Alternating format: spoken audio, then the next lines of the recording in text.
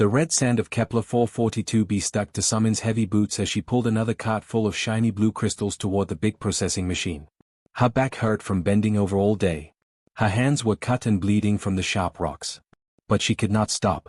The metal collar around her neck would shock her if she rested too long. 23 years ago, the Zenthri came to Earth. Their ships were beautiful and silver, flying through the sky like metal birds. The aliens inside looked like giant lizards walking on two legs. They had smart yellow eyes and long claws. But they did not attack Earth with bombs or lasers. That would have been too simple for them. Instead, they smiled and said they were helping humans. They said humans were too stupid to rule themselves. They said they would make life better for everyone. Many people believed them at first. The Zenthri were so smart and had such amazing machines. They promised to end wars and hunger and sickness. But it was all lies. Commander Summon Park used to fly the fastest spaceships in Earth's army. She was brave and strong. Other pilots looked up to her. She had saved Earth from space pirates many times.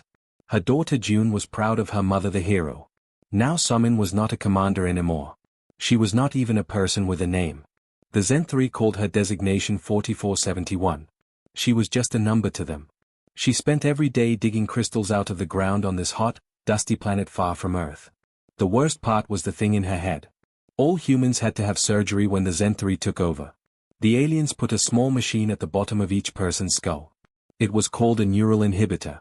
The device made it hard to feel angry or sad or scared. It made humans calm and easy to control. Summon could feel the little machine humming in her head right now. When she tried to think about fighting back, it sent small electric shocks to her brain. When she felt too angry, it made her sleepy and confused. The device wanted her to be a good, quiet worker who never caused trouble. Around her, hundreds of other humans moved like robots. They picked up rocks, loaded carts, and carried heavy things. Their faces looked empty. Their eyes stared at nothing. The machines in their heads had stolen their souls. The Zenthri bosses sat in tall towers made of glass and metal. Inside their towers, the air was cool and clean. They wore fancy clothes and ate good food. They watched the humans work like farmers watching cows in a field. Overseer Vextai was the worst of them all. He was a big Zenthri with dark green scales and sharp teeth. He loved to talk about how weak and stupid humans were. He told the other aliens that humans were like pets that needed training. "Look how easy they are to control," Vextai said to his friends. "Just put a little machine in their heads and they do whatever we want. They work all day and never complain. Much better than the other species we have conquered." Doyoon Kim worked next to Summon every day. He used to be a teacher on Earth. He taught children about math and science. Now he was just another worker carrying rocks. His hands were covered in scars from the sharp crystals. Today, Doyoon's cart was too heavy. He could not lift it. His arms shook with the effort. Sweat ran down his face. The neural inhibitor in his head began to flash red. It could sense his anger and frustration growing. The device sent a strong shock through his brain. Doyoon cried out in pain and almost fell down. But he caught himself and picked up the cart again. His face went blank once more. The machine had crushed his feelings back down. Summon saw everything. She was careful not to show any emotion on her face. But inside, she was paying attention. She noticed that Doyoon's inhibitor had flickered for just a moment before it took control again. For 1 second, she saw real human feelings in his eyes. That night, in the long metal building where all the human workers slept, Summon lay on her thin bed. The room was dark and cold. 50 other people slept around her on their own small beds. Everyone was quiet.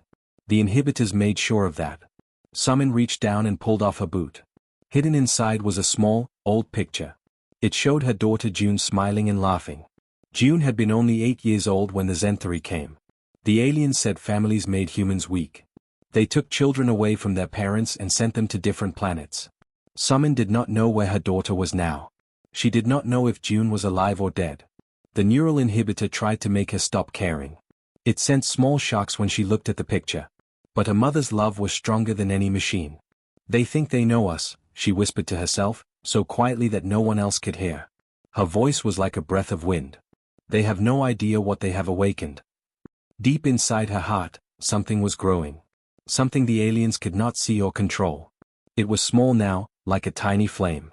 But flames could spread. And when they did, they could burn down everything. The big silver ship came down from the sky on Tuesday morning.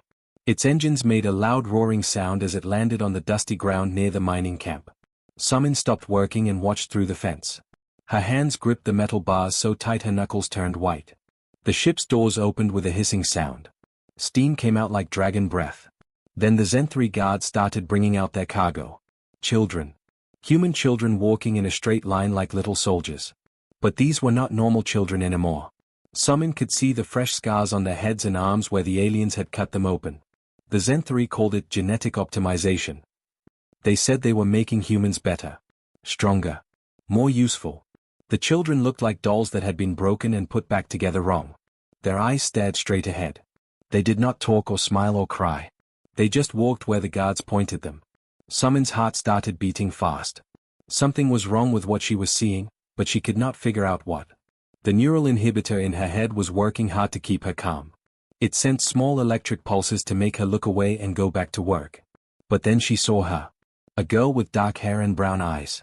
Taller now, maybe 15 years old. Thin from not eating enough good food. Scars on her face and hands from alien surgery. But Summon would know those eyes anywhere, even after all these years. June, she whispered. Her daughter. Her baby. The little girl who used to run into her arms when she came home from flying missions. The child who drew pictures of spaceships and dreamed of being a pilot like her mother. The neural inhibitor in Summon's head started screaming. Red lights flashed behind her eyes. Pain shot through her skull like lightning. The machine could sense her emotions getting too strong. It was trying to shut her down before she could feel too much. But her mother's love was like a fire that could not be put out. The more the inhibitor tried to stop her feelings, the stronger they became. Anger mixed with joy mixed with terrible sadness. 23 years of missing her daughter hit her all at once. The inhibitor could not handle it. Sparks flew from the device at the base of her skull. The pain was so bad she fell to her knees. But then, suddenly, the humming sound stopped. The pressure in her head went away. For the first time in over 20 years, her mind was completely free. Summon stood up slowly. Everything looked different now. Colors were brighter.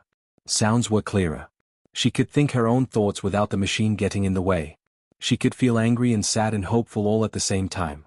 That night, she snuck out of her sleeping quarters. The other workers were all asleep, their inhibitors keeping them calm and peaceful. But Summon was wide awake. She had work to do. She crawled through the small tunnels that carried water pipes under the camp. The Zen-3 were too big to fit in these spaces, so they never checked them. It was the perfect place for secret meetings. She was not the only one there. In the darkness, she found Do-yoon sitting against the wall. His face looked different too.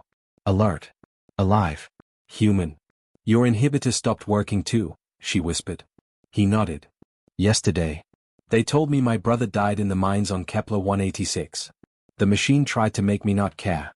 But I loved him too much. Tears ran down his face. The pain was so strong it broke the device.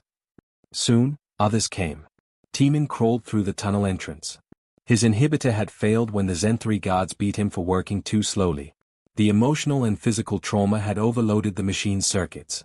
Hiring came next. She used to work with radios and computers before the invasion. Her device had broken when she watched her husband get taken away for asking too many questions. More and more people arrived. All of them had lost their inhibitors the same way. Great pain or love or anger had burned out the alien machines. They sat in a circle in the dark tunnel, holding hands and remembering what it felt like to be human. We have to be very careful, Summon told them quietly. The Zen-3 think we are just animals. We need to let them keep thinking that until we are ready. Hiren had been studying how the inhibitors worked. She knew a lot about machines and electronics. The devices all talk to each other, she explained. They send signals back and forth to keep everyone calm. But I think our emotions can mess up those signals. She drew pictures in the dirt with her finger. When one person feels something very strong, it can spread to others nearby. Like when one person yawns and everyone else starts yawning too. But with feelings instead. You mean we can wake up more people? Do-yoon asked. Maybe. But we have to be smart about it. Too much too fast could hurt them badly. They talked for hours, making plans. The Zen-3 had studied human bodies and human behavior. But they had never understood the human heart. They did not know that pain could make people stronger instead of weaker. They did not know that love could grow even when it was buried deep. Most importantly, the aliens had never learned that hope could spread from person to person like wildfire. The awakening spread slowly at first, then faster and faster, like a small crack in ice that grows until the whole frozen lake breaks apart. On all 12 planets where humans worked as slaves, people were waking up from the alien machines in their heads. It started with whispers in dark places. A woman would touch another worker's hand and share her pain. A man would look into someone's eyes and let them feel his anger. The strong emotions would jump from person to person like electricity, burning out the neural inhibitors one by one. But it was dangerous work. Some people's minds broke completely when the machines failed. They would sit in corners, crying or laughing, unable to think straight anymore. The free humans learned to be very careful. They looked for people who were already angry or sad, people whose hearts were strong enough to handle the shock of freedom. High above the planet in the space station, Seo-jun fixed Zen-3 spaceships every day. His hands knew every wire and bolt in their machines. He had been an engineer on Earth before the invasion. The aliens used his skills to keep their fleet running. When his inhibitor broke during a work inspection, everything changed. The Zen-3 supervisor was yelling at him for working too slowly. The anger built up inside Seo-jun until it felt like his head would explode. Then suddenly, the machine went quiet and his mind was clear. Now when he looked at the alien ships, he saw them differently. The Zen-3 thought their technology was perfect. But Seo-jun could see the problems.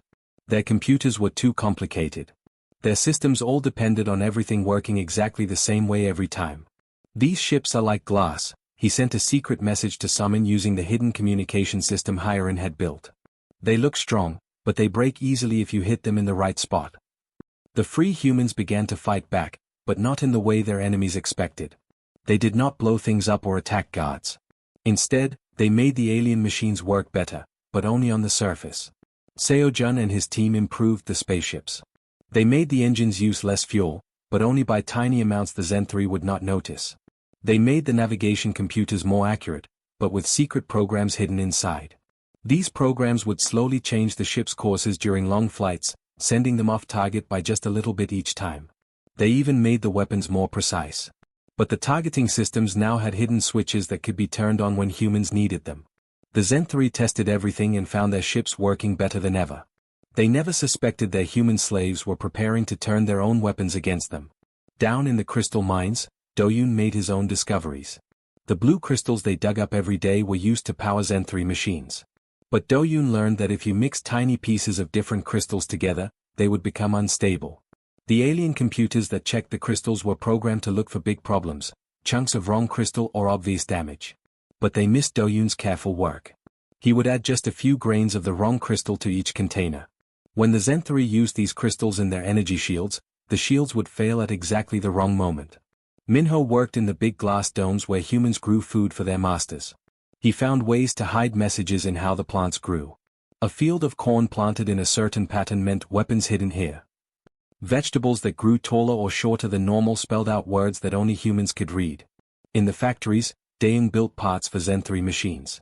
But she also built other things that looked like normal parts but were actually pieces of weapons. A power coupling here, a focusing lens there. Spread across dozens of different orders, no one would notice. But when put together, they would make tools the resistance could use. The secret network grew stronger every day. Hiren's communication system reached farther and farther, connecting the free humans on different planets. For the first time in 23 years, families started finding each other. A message would come through, looking for Jin Park, taken from Seoul in 2364. Another would answer, Jin Park works in Factory 7 on Kepler 438. Tell him grandmother still has his picture. Lovers who thought each other were dead discovered their partners were alive on distant worlds. Children found their parents. Parents found their children. The emotional connections the Zen-3 had tried to destroy became the foundation of something the aliens had never seen before. Each reunion made more inhibitors fail. Each shared tear or laugh of joy created more free humans. Love, the Zen-3 learned too late, was not a weakness to be controlled. It was a weapon more powerful than any technology. But most important of all, the humans began to understand something about their captors. The Zen-3 were smart and strong and had amazing machines. But they could only think in straight lines. They followed rules and did what they were told. They fought to win and to survive. Humans were different. They could fight for ideas that had no shape, for freedom, for justice, for love. They could choose to die rather than live as slaves. This was something the Zen-3 could not understand, could not predict, and could not stop. The awakening was complete. Now it was time for war. At exactly 3 in the morning, on all 12 planets where humans worked as slaves, the rebellion began. Clocks everywhere showed the same time as the plan that had been months in the making finally started. In space stations, mining camps, and factories across the galaxy, free humans struck back at their alien masters. Somin crawled through the narrow air ducts high above the Zenthari orbital laboratory. The metal tubes were just big enough for humans to squeeze through, but too small for the tall alien guards. Behind her, 5 other people followed silently. Their breathing was quick and quiet. Their hearts beat fast with fear and excitement. The Zenthari had built these air tunnels for maintenance robots, never thinking that their human slaves might use them as secret highways. It was another mistake the aliens had made because they thought humans were just dumb animals. The team reached a grate that looked down into the main hallway. Summon used a small tool to remove the screws without making noise. 2 Zenthari guards walked below, their scales gleaming under the bright lights. They carried plasma rifles that could burn a hole through metal. Summon dropped down first, landing soft as a cat. Her hands found the guard's neck before he could shout. The alien fell unconscious. Doyun dropped down and took care of the second guard the same way. They moved through the station like ghosts. When they met more guards, something amazing happened. The humans did not just fight to win. They fought to protect each other. A plasma grenade rolled toward the group as they entered the main laboratory. Teeman saw it first. Without thinking, he jumped on top of the deadly weapon and used his own body to shield the others from the explosion. The blast killed him instantly. But his sacrifice gave the team time to take cover and fight back. Instead of being scared or sad, the other humans became more determined. They fought harder because their friend had died for them. This confused the Zenthari guards completely. In their culture, when a soldier died, the others would retreat and regroup. They could not understand why losing a teammate made humans stronger instead of weaker. Summon reached the children's wing of the laboratory. Her hands shook as she opened the heavy doors. Inside, dozens of human children sat in metal chairs. Wires connected their heads to alien computers. The Zenthari scientists had been trying to change their minds and bodies. Among them, she found June. Her daughter was taller now, almost grown up. Scars covered her arms and face from the alien experiments. But when she looked up at her mother, something special happened. Even after years of alien surgery and mind control, even after they tried to make her into something else, June smiled. It was the same smile she had as a little girl. The Zenthari could cut up her body and mess with her brain, but they could not kill the human spirit inside her. "Mom?" June whispered. Summon hugged her daughter quickly. There was no time for a long reunion. They had work to do. But in that moment, she knew they were going to win. All across the galaxy, other parts of the plan were working too. In space, the Zenthari fleet was having terrible problems. Seojan's hidden programs were finally turning on. Ships that should have been flying to attack human colonies were getting lost instead. Their navigation computers were sending them to empty space. The alien warships tried to shoot at human targets, but their weapons would not work right. Targeting systems that had worked perfectly for years were now missing every shot. Some ships were even shooting at each other by mistake. Worst of all, every Zenthari communication system was now broadcasting human voices across the galaxy.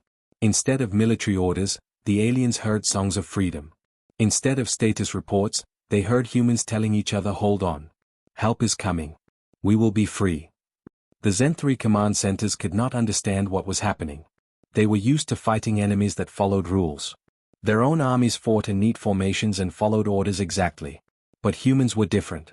When a human position was attacked, instead of falling back like military books said they should, they would split up and attack from 5 different directions.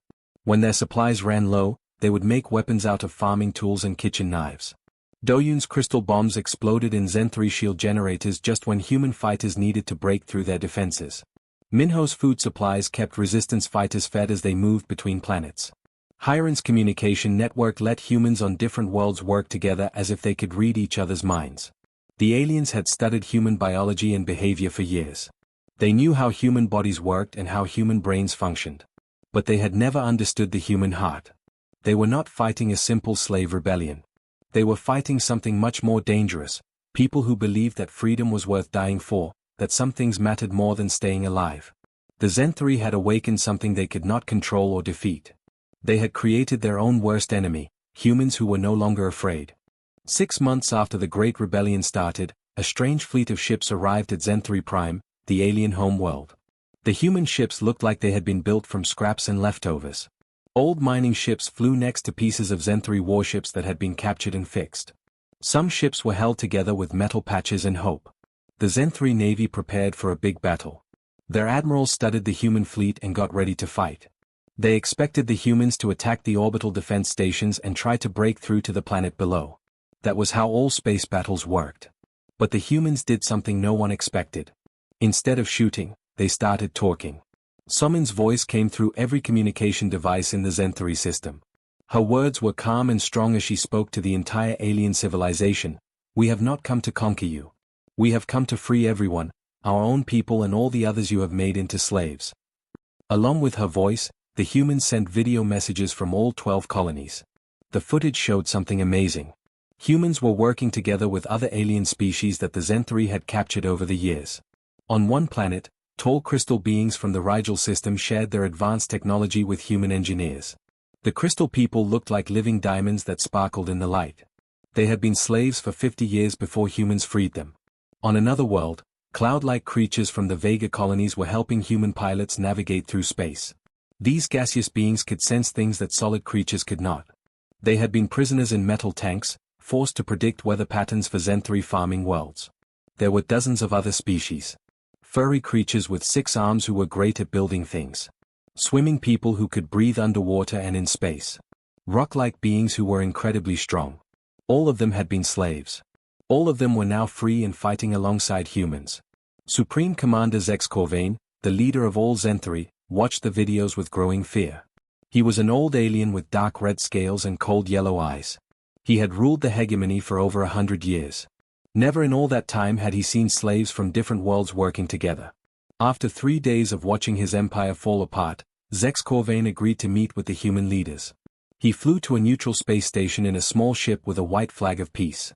He expected to negotiate like civilized beings. Perhaps the humans would be happy with getting a few planets back. Maybe they would accept money or resources in exchange for stopping their attacks.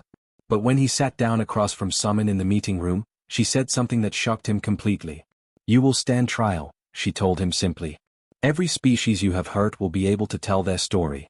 You will face justice for what you have done." Zex Corvain did not understand. In his world, when you won a war, you took territory and resources. When you lost a war, you gave up territory and resources. The idea that there could be consequences for how you treated your enemies was completely foreign to him. "Justice?" he asked, confused. "What is this word?" The trials took 3 years. In a great hall on the space station, representatives from hundreds of different species came to tell their stories. They talked about families that had been separated.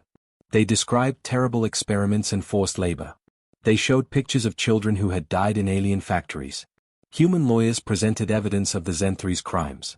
But they did not ask for revenge. They did not want to destroy the Zen-3 or make them suffer the way others had suffered. They wanted something much more difficult. They wanted the aliens to understand that what they had done was wrong. Many Zen-3 leaders were sentenced to prison. Some were ordered to work rebuilding the worlds they had damaged. Others had to spend years learning about the cultures they had tried to destroy. But the galaxy that came out of the trials was completely different from the one that had existed before. The old human colonies became safe places where refugees from any world could come to live. Earth opened its schools to alien students who wanted to learn about freedom and human rights. Even the Zen-3 were not destroyed. Those who learned to live peacefully alongside other species were allowed to rebuild their society. But they could never again have an empire built on slavery. Sumin stood in the beautiful gardens of New Geneva Colony, watching her daughter June play with children from a dozen different worlds. There were young crystal beings that glowed softly in the sunlight. Furry creatures with multiple arms played games that required quick reflexes. Cloud-like children floated near the treetops, laughing in voices that sounded like wind chimes. The scars on the back of Sumin's neck were still visible where the neural inhibitor had been removed. But now those marks meant something good. They were proof that freedom was possible, even when it seemed impossible. Humanity had found its place in the galaxy. Not as rulers or slaves, but as protectors of liberty for all thinking beings.